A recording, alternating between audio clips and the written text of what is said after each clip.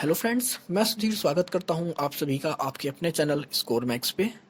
और आज हम डिस्कस करने वाले हैं आपकी यूनिट 14 को, जिसका नाम है international marketing planning, organising and control. तो सबसे पहले देखते हैं हम कि डेवलपिंग एन इंटरनेशनल प्लान। तो जैसा हमारे चैप्टर का नाम ही है, यूनिट का नाम ही है इंटरनेशनल मार्केटिंग प्लानिंग। तो जब भी हम इंटरनेशनल लेवल पे मार्केटिंग करते हैं तो हमें उसके पहले एक स्ट्रेटजीज तैयार करनी होती है, एक प्लान तैयार करना होता है कि किस तरह हम इंटरनेशनल लेवल पे मार्केटिंग को करेंगे। तो जो आपकी स्ट्रेटजीज होती हैं, इंटरनेशनल प्लान्स होते हैं मार्केटिंग के, वो दो तरीके से काम होते हैं। तो एक होता है कि एट अ कंट्री लेवल, दूसरा होता है द इंटरनेशनल लेवल। तो मार्केटिंग मतलब दो तरीके से होती है मार्केटिंग। आपकी मार्केटिंग प्लान जो बनाए जाते हैं, एक तो आप अपनी कंट्री लेवल पे बनाते हैं और दूसरा आप इंटरनेशनल लेवल पे बनाते हैं। तो आप जब कंट्री लेवल पे कोई प्रोग्राम बनाते हैं, कोई प्लान तैयार करते हैं, तो वो इजीली पड़ता है कंपैरिजन टू इंटरनेशनल लेवल। कि जब आप कंट्री लेवल पे काम कर रहे हैं तो आपको एक अपनी एक स्पेसिफिक कंट्री होती है आपके पास, आपको उसी कल्चर्स को फिलफिल करना होता है, उनके नीड्स को देखना होता है, उनके डिज़ायर्स को देखना होता है, वहाँ के कह सकते हैं रिलीजन्स को देखना होता है।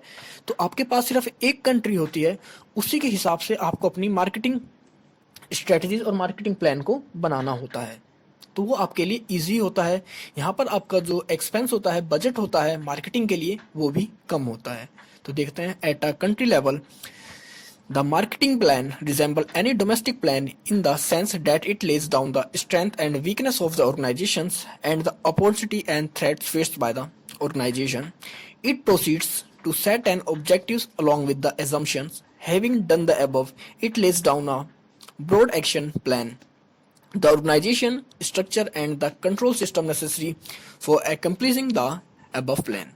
तो जब आप कंट्री लेवल प्लान बनाते हैं तो सबसे पहले आप देखते हैं कि आपके ऑर्गेनाइजेशन की क्या स्ट्रेंथ है, क्या वीकनेस है, कहाँ पर आपको अपॉर्चुनिटी प्रोवाइड हो रही है, कहाँ पर आपके लिए अपॉर्चुनिटी है किस सेक्टर में, और क्या चीज़ है जो आपके लिए थ्रेट बन सकता है फ्यूचर में या आपके ऑर्गेनाइजेशन के लिए। इन सभी चीज़ों को कंसीडर कर कर हम एक ऐसा प्लान बनाते हैं, एक ऐसी स्ट्रेटजी बनाते हैं जिसके ऊपर हम काम करते हैं अपनी मार्केटिंग के लिए। और एक ऐसा स्ट्रक्चर होता है हमारे पास जो उस पूरी स्ट्रेटजी को, उस ऑर्गेनाइजेशन को और उस प्लान को कंट्रोल कर सके। लेकिन अभी हम अगर बात करते हैं इंटरनेशनल लेवल की, तो the international level is a more integration of the country plans, for it seeks to direct and coordinate the activities of the corporate on a global basis and at country basis.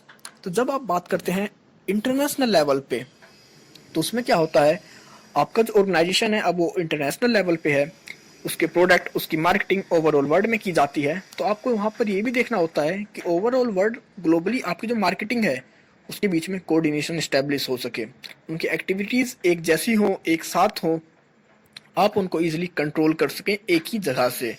क्योंकि वहाँ पर अब आपको international level को भी देखना होता है, ग्लोबल लेवल को देखना होता है, और साथ ही साथ आपको अपना कंट्री बेस भी देखना होता है। तो इंटरनेशनल लेवल पे जब हम कोई मार्केटिंग प्लान बनाते हैं तो बहुत ज़्यादा कह सकते हैं इंटीग्रेटेड होता है और बड़ा होता है कंपैरिजन टू कंट्री लेवल पे। इंटरनेशनल लेवल पे हमें अपनी कंट्री के साथ ग्लोबल वर्ल्ड को भी देखना होता है कि किस तरह हम ग्लोबल वर्ल्ड की नीड्स को, वहाँ पर अपनी अपॉर्चुनिटीज़ को देखेंगे, अपने स्ट्रेंथनेस को देखेंगे, अपनी वीकनेस को देखेंगे। हर चीज़ को जब हम एक बड़े लेवल पे देखते हैं, ग्लोबल लेवल पे देखना पड़ता है जब हम अपने प्लान को इंटरनेशनल लेवल पे तैयार करते हैं। तो जब भी हम अपने प्लान को इंटरनेशनल लेवल पे तैयार करते हैं तो हमें कुछ वेरिएबल्स का ध्यान करना पड़ता है, या कुछ वेरिएबल्स को कंसीडर कर कर ही हम अपने इंटरनेशनल लेवल पे प्लान को तैयार करते हैं मार्केटिंग के। तो सबसे पहला होता है knowledge of market, knowledge of the product, knowledge of the marketing system. तो आपने जब डिसाइड कर लिया कि आप इंटरनेशनल लेवल पे मार्केटिंग करेंगे, तो सबसे पहले होता है आपको मार्केट का नॉलेज। आपने ग्लोबल लेवल मार्केटिंग डिसाइड कर ली, क्या आपके पास उस मार्केट के लिए प्रॉपर नॉलेज है या नहीं है। तो सबसे पहले आपको देखना होता है, आप देखते हैं कि आपको इंटरनेशनल लेवल पे जो मार्केट है उसका कितना नॉलेज है, आपको अपने प्रोडक्ट का कितना नॉलेज है, या इंटरनेशनल लेवल पे जिस प्रोडक्ट की डिमांड है उसकी कितनी नॉलेज है। मतलब आपको मार्केट का नॉलेज होना चाहिए इंटरनेशनल लेवल पे, आपको प्रोडक्ट का नॉलेज होना चाहिए, और किस तरह इंटरनेशनल लेवल पे मार्केटिंग की जाती है, किस प्रोसेस को अपनाया जाता है, क्या सिस्टम चलता है, उसका भी आपको नॉलेज होना चाहिए। The corporation must decide how will it obtain information about all these variables on a global on country basis। तो अब आपका जो ऑर्गेनाइजेशन है उसे डिसाइड करना होता है कि ये सारी इंफॉर्मेशन वो किस तरह अचीव करेगा, क्योंकि जब ये इंफॉर्मेशन रहेगी इसके बाद ही वो एक कह सकते हैं सक्सेसफुल इंटरनेशनल मार्केटिंग प्लान बना सकता है। तो ये था आपका इंटरनेशनल मार्केटिंग प्लान। अगर आप कंट्री लेवल बनाते हैं तो वो अलग होता है, और अगर आप इंटरनेशनल लेवल पे मार्केटिंग प्लान बनाते हैं तो वो अलग होता है। अब बात करते हैं कि कौन से इश्यूज आते हैं जब हम मल्टीनेशनल मार्केटिंग प्लान को बनाते हैं या उसे फ्रेम करते हैं। तो यहाँ पर हमारे पास दो इश्यूज आते हैं, एक होता है स्टैंडर्ड अप्रोच, दूसरा होता है मल्टी डोमेस्टिक अप्रोच। तो स्टैंडर्ड अप्रोच जैसा कि आपको पता ही होगा कि इसमें आपका जो पॉलिसी होती है, जो आपकी स्ट्रेटजी होती है, वो एक ही होती है ओवरऑल वर्ल्ड के लिए, या कहें उसे एक ग्लोबल स्ट्रेटजी के रूप में बनाते हैं। तो इसमें हमने जो भी स्टैंडर्ड फिक्स कर लिए, जो पॉलिसीज बना ली, जो मार्केटिंग स्ट्रेटजीज हमारी, उसको हम ओवरऑल वर्ल्ड अप्लाई करते हैं। तो इसमें क्या होता है कि हम ओवरऑल वर्ल्ड को एक as a global village consider करते हैं और उसके लिए हम एक ही स्ट्रेटजीज को बनाते हैं। तो इसमें हमें जो बेनिफिट होता है कि हमारा इसमें रिसर्च वर्क होता है, जो हमारा इन्वेस्टमेंट होता है मार्केटिंग के लिए, जो डेवलपमेंट एक्सपेंस होता है, उसे हम बचा लेते हैं। लेकिन अगर आपका प्रोडक्ट कह सकते हैं कि होमोजीनियस है, मतलब हर कंट्री में उसकी अलग अलग नीड है, अलग अलग पर्सपेक्टिव है, तो वहां पर आपकी जो स्टैंडर्ड अप्रोच है वो आपके लिए बेनिफिशियल नहीं होती, आपके बिजनेस के लिए, आपके प्रोडक्ट के लिए।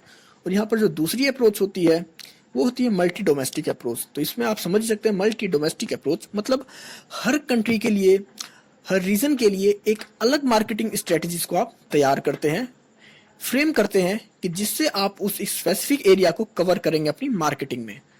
तो इसके कुछ कह सकते हैं डिसएडवांटेज भी हैं, क्योंकि जब आप मल्टी लेवल पे अपनी पॉलिसीज को फ्रेम करेंगे, बनाएंगे, रिसर्च करेंगे, वहाँ पर इन्वेस्टमेंट करेंगे, तो उसमें आपका जो कॉस्ट होती है, जो आपका इन्वेस्टमेंट होता है, वो बहुत ज़्यादा हो जाता है।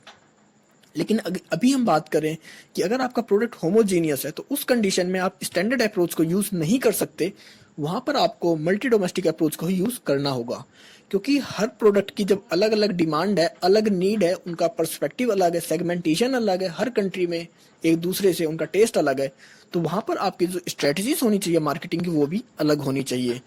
और अगर आपका प्रोडक्ट कह सकते हैं होमोजीनियस नेचर का है, मतलब कोई ऐसा प्रोडक्ट है जिसकी ओवरऑल वर्ल्ड सेम डिमांड है, सेम टेस्ट में, सेम कल्चर है उस प्रोडक्ट का यूज करने का, सेम सेगमेंटेशन है, तो वहां पर आप स्टैंडर्ड अप्रोच को यूज कर सकते हैं। तो ये हमारे पास दो इशू होते हैं जब हम मल्टीनेशनल मार्केटिंग प्लान को डेवलप करते हैं। अब बात करते हैं ऑर्गेनाइजेशन फॉर इंटरनेशनल मार्केटिंग। तो जब हम इंटरनेशनल मार्केटिंग करते हैं तो उसके लिए एक ऑर्गेनाइजेशन भी होना चाहिए। तो planning will not give successful unless it is properly implemented.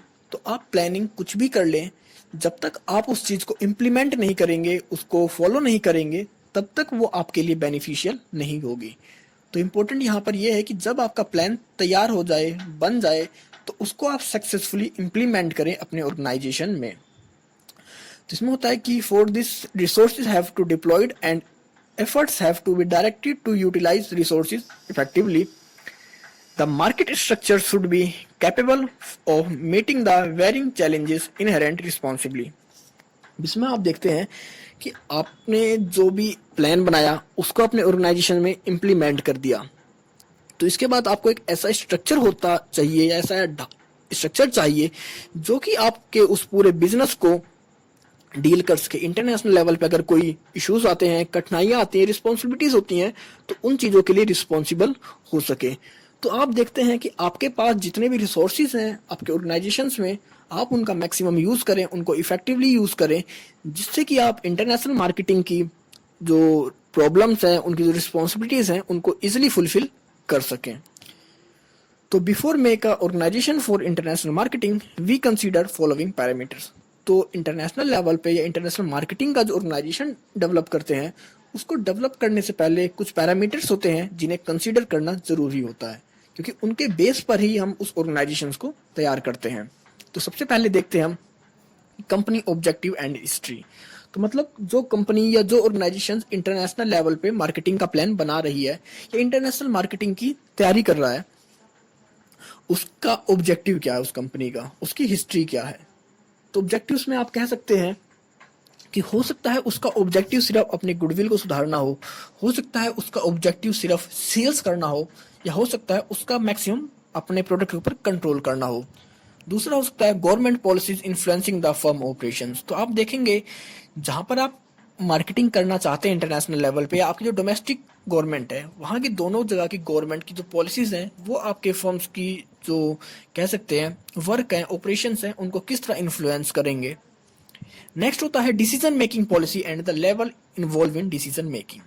तो आप देखेंगे आपका जो डिसीजन मेकिंग पॉलिसी है आपके ऑर्गेनाइजेशंस के अंदर, उसका लेवल क्या है, मतलब किस लेवल पे कौन कौन सा लेवल किसी डिसीजन को सोल्व करने के लिए उसमें अपने व्यूज देने के लिए कैपेबल है या नहीं है। अगर आपके ऑर्गेनाइजेशंस में कोई डिसीजन लिया जाता है तो कौन सा मेथड या कौन सा लेवल आपके ऑर्गेनाइजेशंस का उस डिसीजन को लेता है। नेक्स्ट देखते हैं length of chain of command. अब देखते हैं कि आपका जो कमांड हो, मतलब एक स्ट्रेटजीज होनी चाहिए कि आपका जो काम करना है आपको उस चेन की डिमांड या जो लेंथ है वो कितनी है। हो सकता है आपको फोर्थ लेवल पे कोई काम करना हो और उसके लिए आपका डिमांड कहाँ से आए, आपका जो ऑर्डर आए वो पहले लेवल से आए, तो उसमें बहुत ज़्यादा टाइम होगा, डिले होगा, क्योंकि पहला लेवल दूसरे को कहेगा, दूसरा लेवल तीसरे को कहेगा, तीसरा फिर चौथे को कहेगा। तो इसमें जो आपकी जो कमांड है, जो वर्क का तरीका होएगा वो बहुत ज़्यादा लंबा होएगा, इसमें आपका ज़्यादा टाइम इन्वेस्ट होता है। नेक्स्ट होता है डिग्री ऑफ कंट्रोल, मतलब आपका अपने प्रोडक्ट के ऊपर कितना कंट्रोल है वो देखना पड़ता है इसमें। नेक्स्ट होता है degree of involvement in the financial या degree of involvement in marketing function. तो अब हम देखते हैं कि इससे पहले इंटरनेशनल मार्केटिंग से पहले हम किस लेवल पे, किस डिग्री पे इन्वॉल्व थे मार्केटिंग फंक्शंस में, मतलब इससे पहले हमारे ऑर्गेनाइजेशंस ने किस किस लेवल पे मार्केटिंग करी है। तो इन पॉइंट्स को कंसीडर्स करके ही हम अपने ऑर्गेनाइजेशन को तैयार करते हैं इंटरनेशनल मार्केटिंग के लिए, या एक ऐसा ऑर्गेनाइजेशन तैयार करते हैं जो इंटरनेशनल मार्केटिंग के हमारे सारे ऑपरेशंस को डील करता है।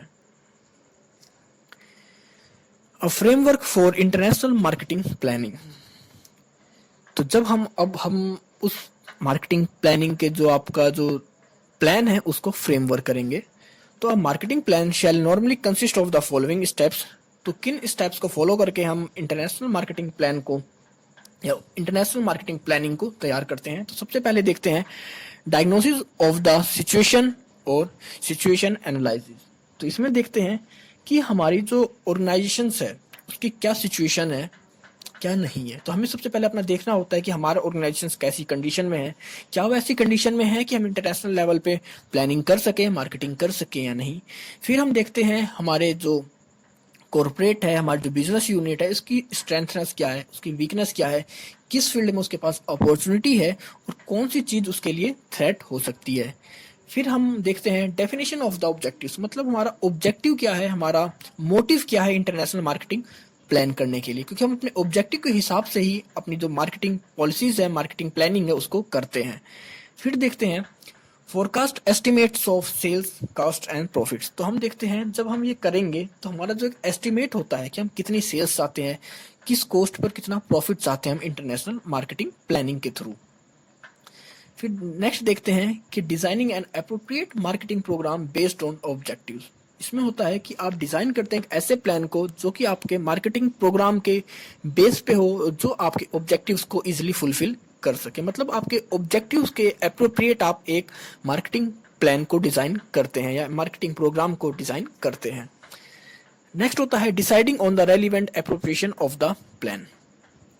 अब देखते हैं कि आपका जो प्लान है क्या आपके लिए सूटेबल है या नहीं है। तो ये होते हैं फ्रेमवर्क जब आप इंटरनेशनल मार्केटिंग प्लानिंग को तैयार करते हैं या करते हैं कि आपको जब इंटरनेशनल लेवल मार्केटिंग के लिए कोई प्लान चाहिए, आप स्ट्रेटजीज बना रहे हैं, तो इन चीज़ों को फोकस करके आप उसकी चीज़ की प्लानिंग करते हैं। तो देखते हैं strategies planning in the international marketing should encompass the following decisions. तो जब आप इंटरनेशनल लेवल पे मार्केटिंग करने की सोचते हैं या उसके लिए कोई प्लान तैयार करते हैं, तो वहाँ पर बहुत सारे कह सकते हैं स्टेप्स होते हैं या एरियाज होते हैं जो आपको कंसीडर करने होते हैं या आपको इफेक्ट करते हैं आपके इंटरनेशनल मार्केटिंग प्रोसेस को। तो सबसे पहला होता है आपका डिसीजन, मतलब कमिटमेंट डिसीजन। तो इसमें हमें कुछ ये डिसीज एरियाज हैं, इनको देखना पड़ता है बिफोर अपने स्ट्रेटजीज को तैयार करने के लिए इंटरनेशनल मार्केटिंग में। तो सबसे पहला है हमारे पास कमिटमेंट डिसीजन। तो कमिटमेंट डिसीजन में क्या होता है कि आप देखते हैं कि आप जहां पर एंटर कर रहे हैं, आप उस एरिया में एंटर क्यों कर रहे हैं, आपका रीज़न क्या है। हो सकता है आप वहाँ पर प्रॉफिट चाहते हो, आप अपने प्रोडक्ट की गुडविल को बढ़ाना चाहते हो, आप अपनी ब्रांड को इंटरनेशनल लेवल पर प्रमोट करना चाहते हैं। फिर आप दूसरा देखते हैं कि आपके पास रिसोर्स क्या है, आपके पास कितनी स्ट्रेंथनेस है, क्या आपकी वीकनेस है। क्योंकि जब तक आपको अपनी वीकनेस का नहीं पता होगा, आपके कमिटमेंट का नहीं पता होगा, तब तक आप किसी भी मार्केट में एंटर नहीं कर सकते। फिर देखते हैं कि आपके ऑब्जेक्टिव्स क्या है उस मार्केट में एंटर करने के लिए। मतलब आपने एंटर करा, ठीक है, तो आप एंटर क्यों कर रहे हैं, क्योंकि आपके पास रिसोर्स देख ली इंटरनेशनल मार्केट में, आपने अपनी वीकनेस देख ली, आपने अपनी स्ट्रेंथ देख ली, अब आपका ऑब्जेक्टिव क्या है उसमें। और फिर देखते हैं आपकी कंट्री प्रेफरेंस क्या है, कि आप किस कंट्री में एंटर करना चाहोगे। क्योंकि हर कंट्री का एक कहते हैं नेचर है, इन्वायरमेंट है, डिमांड अलग अलग होती है। तो उसके हिसाब से हम कंट्री प्रेफरेंस देखते हैं कि हम किस कंट्री में, डेवलप्ड कंट्री में जाएं, डेवलपिंग कंट्रीज में जाएं या इंडस्ट्रियल कंट्रीज में जाएं। तो ये होता है हमारा कमिटमेंट डिसीजन। तो इनको भी हमें डिसाइड करना होता है उस प्लान को बनाने के लिए, इंटरनेशनल मार्केटिंग को फ्रेम करने के लिए। अब दूसरा होता है एरिया ऑफ ऑपरेशन डिसीजन। तो इसके अंदर आप देखते हैं कि जब आप प्लान तैयार कर रहे हैं तो आपको देखना होता है कि आप किस तरह की मार्केट का या किस तरह के इन्वायरमेंट में एंटर कर रहे हैं, उसका इन्वायरमेंट क्या है, वहाँ पर बैरियर्स क्या हैं, टैरिफ है, नॉन टैरिफ है, वहाँ पर करेंसी की जो स्टेबिलिटी है वो है या नहीं है। क्योंकि जब आप किसी मार्केट में एंटर करोगे तो आप एक तरह से वहाँ पर स्टेबिलिटी देखोगे अपने बिजनेस की। तो सबसे पहले हम देखेंगे कि वहाँ का इन्वायरमेंट कैसा है, क्यों हम उस कंट्री को चूज करें, अगर उस कंट्री में हम एंटर करते हैं तो वहाँ पर टैरिफ और नॉन टैरिफ बैरियर्स कैसे हैं हमारे लिए, वहाँ पर हमारा जो एक्सचेंज रेट है या हमारी जो करेंसी की स्टेबिलिटी है वो कैसी है, हमारे काउंटर ट्रेड रिक्वायरमेंट्स क्या हैं, वहाँ की लोकल मार्केट क्या है, वहाँ के पर्सन्स की इनकम क्या है, साइज क्या है, इन्फ्लेशन रेट क्या है, बिजनेस एथिक्स क्या है, ये सब कुछ में देखते हैं। फिर इसी में देखते हैं हम कि मार्केट इंफ्रास्ट्रक्चर क्या है, कि जब हम उस कंट्री में एंटर कर रहे हैं तो हमें पता होना चाहिए कि वहाँ पर हमें बहुत सारे मीडिएटर्स की, बहुत ज़्यादा इंफ्रास्ट्रक्चर की नीड होती है किसी भी मार्केट में अपने मार्केटिंग को करने के लिए। तो वहाँ पर हमें किस मीडिया मिलेगा एडवर्टाइजमेंट के लिए, कैसी एजेंसीज है वहाँ पर, लिटरेसी रेट क्या है, मार्केट डाटा अवेलेबल है वहाँ पर या नहीं है, वहाँ पर हमें ट्रांसपोर्ट की अवेलेबिलिटी होगी या नहीं होगी। तो ये देखते हैं हम कि अपने ऑपरेशन डिसीजन में, मतलब जब हम वहाँ पर काम करेंगे तो उससे रिलेटेड हम इन डिसीजंस को देखते हैं उस कंट्री में। अब नेक्स्ट होता है कि entry mode and operation decision. तो हम उस कंट्री में किस तरह एंटर करेंगे।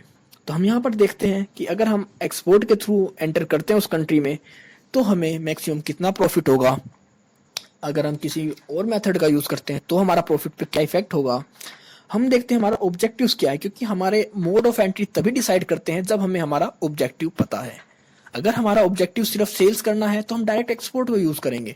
लेकिन अगर हमारा कह सकते हैं ऑब्जेक्टिव कि हमारे पास फाइनेंस नहीं है और हम अपने प्रोडक्ट को बढ़ाना चाहते हैं, गुडविल को बढ़ाना चाहते हैं, तो वहाँ पर हम फ्रेंचाइजिंग या लाइसेंसिंग का यूज़ करेंगे। तो सबसे पहले हमारे जो ऑब्जेक्टिव्स हैं उनसे हम डिसाइड करते हैं कि हमारा मोड ऑफ एंट्री क्या होगा।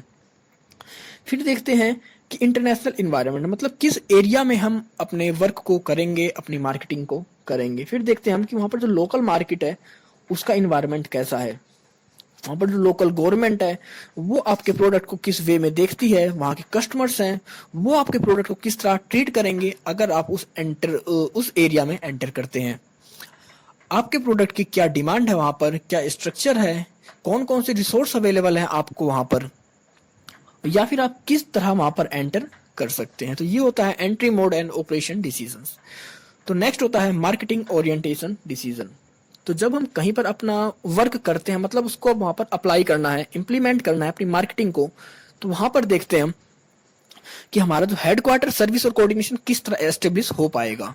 मतलब हम किसी दूसरी कंट्री में अपनी मार्केटिंग स्ट्रेटजीज को अप्लाई कर रहे हैं, मार्केटिंग प्लानिंग को वहाँ पर हम फ्रेम कर रहे हैं, तो किस तरह वो हमारे हेडक्वार्टर से कोऑर्डिनेट कर पाएगा, किस तरह हमारे शेड्यूल्स रहेंगे, हमारे जो एक्सटर्नल पोटेंशियल्स हैं प्लानिंग पीरियड के, क्या हम उनको ईजिली कोऑर्डिनेट कर पाएंगे, मैनेज कर पाएंगे अपने इंटरनेशनल लेवल पे या अपने हेडक्वार्टर के साथ। तो हमें ये देखना होता है कि जब हम मार्केटिंग ओरिएंटेशन करते हैं तो वो सारी ओरिएंटेशंस को, वहाँ सर्विस को, वहाँ प्लानिंग पीरियड्स को, शेड्यूल्स को हम अपने हेडक्वार्टर के साथ या अपने जो मेन ब्रांच के साथ ईजिली कह सकते हैं कोऑर्डिनेट कर पाएं, क्योंकि जब आपका उनके बीच में कोऑर्डिनेशन एस्टैब्लिश नहीं होगा तो वहां पर आपकी जो मार्केटिंग आपने प्लानिंग करी है, इंटरनेशनल मार्केटिंग प्लानिंग करी है, वो आपके लिए बेनिफिशियल नहीं होगी।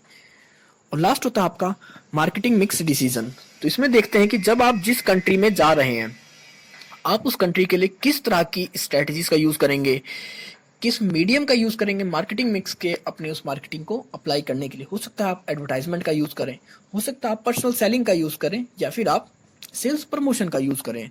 तो ये सारे आपके जितने भी डिसीजंस हैं ये एक दूसरे से इंटरलिंक हैं, एक दूसरे पे डिपेंड है, और इनको आप कंबाइन वे में अगर आप सही से सेलेक्ट कर पाते हैं, चूज कर पाते हैं, तो इनको एक प्रोसेस में सेलेक्ट करने के बाद ही आप अपना एक इंटरनेशनल मार्केटिंग जो आपकी प्लानिंग होती है उसको जनरेट कर पाएंगे एक अच्छे वे में, जो कि आपके ऑर्गेनाइजेशंस के लिए बेटर होगी, बेनिफिशियल होगी, जिससे कि आप एक बहुत ही अच्छा कह सकते हैं प्रॉफिट जनरेट कर पाएंगे इंटरनेशनल लेवल पे। तो अब देखते हैं इंटरनेशनल मार्केटिंग कंट्रोल। तो basically control involves the establishment of standard of performance, measuring performance against standards and correcting deviations from standards and plans. In international marketing, the ability of control is disrupted by the distance, cultural, political and other factors. तो मतलब international marketing control होता क्या है कि जब आप international level पे marketing कर रहे हैं, अपने प्लान बना रखे हैं, आप बहुत ज़्यादा कंट्रीज में एक साथ अपनी मार्केटिंग करते हैं, तो उनको आप किस तरह मैनेज करें, किस तरह उनको कंट्रोल करें। तो उसके लिए आप एक स्टैंडर्ड कहते हैं रूल्स रेगुलेशंस बनाते हैं, उनके हिसाब से आप हर कंट्री के जो वहाँ पर परफॉर्मेंस हो रही है, जो ऑपरेशंस होते हैं, उनको रेगुलेट करते हैं, उन्हें करेक्टिफाई करते हैं। अगर किसी में कोई चेंज करना हो तो उसमें डेविएशंस करके चेंज भी करते हैं आप। और international marketing is the ability to control in disturbance by the distance, culture, political and other factors. और इसका यूज क्यों करते हैं हम इंटरनेशनल मार्केटिंग कंट्रोल का, क्योंकि जब आप दूसरी कंट्रीज में ट्रेड करते हैं, मार्केटिंग करते हैं, तो वहाँ का डिस्टेंस होता है, वहाँ का कल्चर होता है, वहाँ का जो पॉलिटिकल इन्वायरमेंट है, और जितने भी और फैक्टर्स आते हैं आपके, आप कह सकते हैं वहाँ पर पॉलिटिकल है, रिलीजन है, या बैरियर्स है वहाँ पर कोई, तो उन सभी फैक्टर्स को आप इजिली कंट्रोल कर पाते हैं अपने स्टैंडर्ड मेथड्स की यूज करके। तो बात करते हैं कंट्रोल सीक्वेंस। तो किस तरह हम कंट्रोल करते हैं इन बैरियर्स को या अपनी मार्केटिंग पॉलिसीज को। तो सबसे पहले हम देखते हैं हमारा ऑब्जेक्टिव क्या है, मतलब हम अपने एक ऑब्जेक्टिव को इस्टेब्लिश करते हैं। इसके बाद होता है सेलेक्ट कंट्रोल मेथड। हमने अपने ऑब्जेक्टिव को इस्टेब्लिश कर लिया, उसके बाद देखेंगे हमारा जो ऑब्जेक्टिव है उसको हम प्रोसेस उसका करेंगे, उसका जो वर्क कर रहे हैं उस वर्क को किस तरह हम कंट्रोल वे में कर पाएं। उसके लिए हमें एक स्टैंडर्ड बनाना पड़ता है कि हम इस स्टैंडर्ड वे में या इस प्रोसेस को यूज कर कर ही इस काम को करेंगे। उसके बाद हम देखते हैं लोकेट रिस्पॉन्सिबिलिटी। तो अब हमने सेट स्टैंडर्ड कर लिया, तो हमारे पास अब जो भी काम होते हैं उस मेथड्स को कंट्रोल करने के लिए, जो हमारे ऑब्जेक्टिव्स को फुलफिल करने के लिए, उन वर्क्स को, उन रिस्पॉन्सिबिलिटीज को हम डिवाइड कर देते हैं बहुत सारे पर्सन्स में, या कह सकते हैं उन रिस्पॉन्सिबिलिटीज को हम डिवाइड कर देते हैं अपने बिजनेस यूनिट्स के अंदर। हो सकता है हमारा कोई एक काम एक पर्सन कर रहा है तो दूसरा काम दूसरा पर्सन करे, और उसके बाद हम उन सभी के अंदर एक कम्युनिकेशन इस्टेब्लिश करेंगे कि जिससे वो सभी एक दूसरे के साथ कोऑर्डिनेट कर पाएं हमारे काम को, हमारी मार्केटिंग को कंट्रोल करने के लिए। इसके बाद देखते हैं कि कंटिन्यू रिव्यू ऑफ रिजल्ट्स। हम इसके बाद अब जब हमारा कम्युनिकेशन इस्टेब्लिश हो गया तो वहाँ पर हम रिजल्ट देखेंगे, और फिर अगर उसमें कोई नीड है तो वहाँ पर हम उसको करेक्टिफाई करेंगे। अब हम नीचे देखते हैं जब हमने इस्टेब्लिश ऑब्जेक्ट, मतलब हमने जब ऑब्जेक्टिव इस्टेब्लिश करे अपने ऑर्गेनाइजेशन में, तो हम वहाँ पर ये भी देखेंगे क्या उनमें कोई नीड है ज़रूरत की, उनमें मॉडिफाई की। अगर कोई नीड होती है तो हम मॉडिफाई भी कर देते हैं। और फिर जब हमने दूसरी बार चूज किया कि हम अब किस मेथड से अपने ऑब्जेक्टिव्स को कंट्रोल करेंगे, उसको फिलफिल करेंगे, तो उसमें भी देखते हैं क्या उस मेथड को हमने जो यूज करा है, सेलेक्ट करा है कंट्रोल मेथड, उसमें कोई नीड है मॉडिफाई की, चेंजमेंट की या नहीं। अगर चेंज की उसमें नीड होती है तो वहाँ पर भी उसे मॉडिफाई करते हैं, चेंज करते हैं। इसी तरह सेट स्टैंडर्ड में भी हम यहाँ स्टैंडर्ड को भी रिव्यू करते हैं, और अगर उसमें कोई मॉडिफिकेशन की नीड होती है तो यहाँ पर भी उसे मॉडिफाई करते हैं। इसी तरह आपकी जो रिस्पॉन्सिबिलिटीज़ आपने लोकेट करी थी या डिवाइड करी थी अपने ऑर्गेनाइजेशन में, हम उसे भी रिव्यू करते हैं, और अगर वहाँ पर भी कोई उसकी नीड होती है तो उस चीज़ को भी हम दोबारा से इम्प्लीमेंट करते हैं रिव्यू करने के बाद या मॉडिफाई करते हैं। फिर देखते हैं हम कि हमने जो अपना कम्युनिकेशन इस्टेब्लिश करा है, क्या उसमें किसी मॉडिफिकेशन की या रेक्टिफिकेशन की नीड है या नहीं है। अगर नीड है तो उसे भी हम करेंगे। और लास्ट आपका था ही, अगर आपका सब कुछ सही था तो उसके बाद हम अपना रिजल्ट देखते हैं, क्या हमारा रिजल्ट वैसा आया है जैसा हम चाहते थे। अगर नहीं आया है तो उसके बाद भी हम उसके लिए करेक्टिव एक्शन लेते हैं। तो ये होता है आपका कंट्रोल सीक्वेंस इंटरनेशनल मार्केटिंग को कंट्रोल करने का। तो गाइस, ये आपका चैप्टर खत्म होता है। आई होप आपको समझ में आ गया होगा। अगर आपको कोई इशू है, कोई डाउट है, तो आप हमें कमेंट सेक्शन में कमेंट कर सकते हैं। तो मिलते हैं जल्दी एक नई वीडियो के साथ। तब तक के लिए take care, goodbye friend.